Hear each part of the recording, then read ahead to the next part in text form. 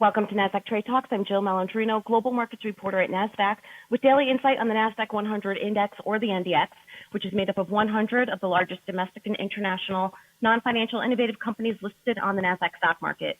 The NDX has been the barometer for U.S. large-cap growth and also one of the best-performing indexes over the last decade and a half, not to mention one of the most liquid index ecosystems in the world. Joining me today, we have Brian Joyce. He's a Managing Director on Nasdaq's Market Intelligence Desk, with an update on Nasdaq-100 performance. Brian, it's great to have you with me as always. And while there's been some volatility in the market this week, the Nasdaq-100 continues to outperform on a relative basis. Absolutely. Well, so thanks for having me back. Yes, once again, NDX is outperforming this week. It's down about 3%, which is very good. Here in the U.S., that's the top performer. We've seen a lot of red across the board this week. We had a good start on Monday, a spike higher. And sort of initial follow through on Tuesday, where we gapped up higher on Tuesday as well, particularly in a lot of those growth names.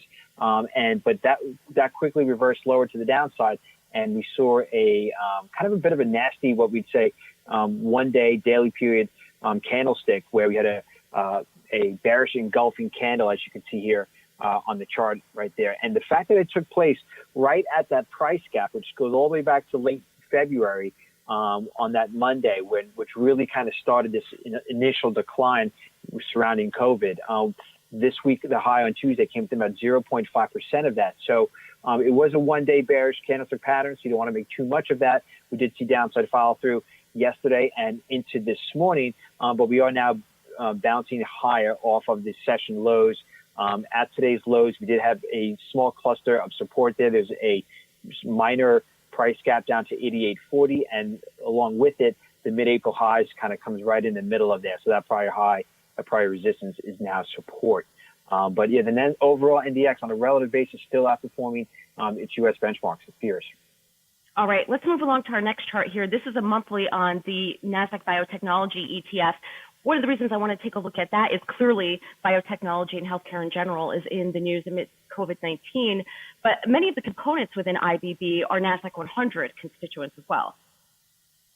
Yeah, correct. And along with the NDX, the Nasdaq-100, marching near to its highs, probably came within 4 or 5% of its all-time highs in the last week.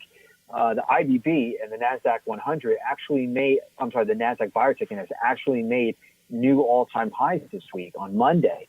And you can see that here on the monthly period chart.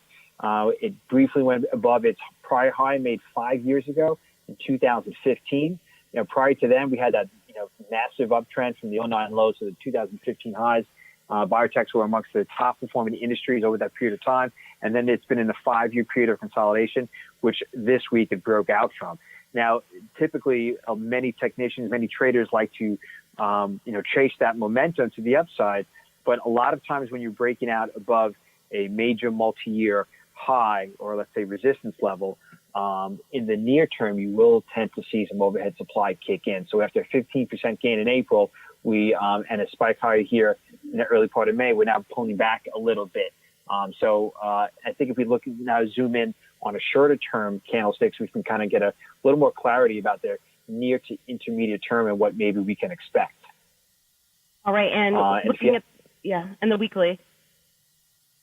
Okay, great. So if you have that weekly chart up, you can see this last candlestick here with the hours pointing to, that is this week's candlestick. Now we still have the rest of today and tomorrow to get through, so this can change, but you can see the very wide range that actually peaked on Monday, and we pulled back pretty quickly.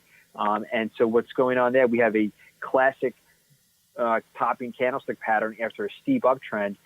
This one's referred as a gravestone doji candlestick. And so it doesn't necessarily mean the index is going to see a sharp decline from here, but I think what it tells us is that you could have some buyer exhaustion setting in. Kind of looks like a blow off top kind of price pattern there. And I would not be surprised at the very least to say that if the top is in, the top could be in for the next, let's call it the near to intermediate term weeks, a number of weeks kind of time period right here. All right, Brian, thanks for joining me on Trade Talks as always. All right, thank you, Jill. All right, and thanks for joining me. I'm Jill Malandrino, Global Markets Reporter at Nasdaq.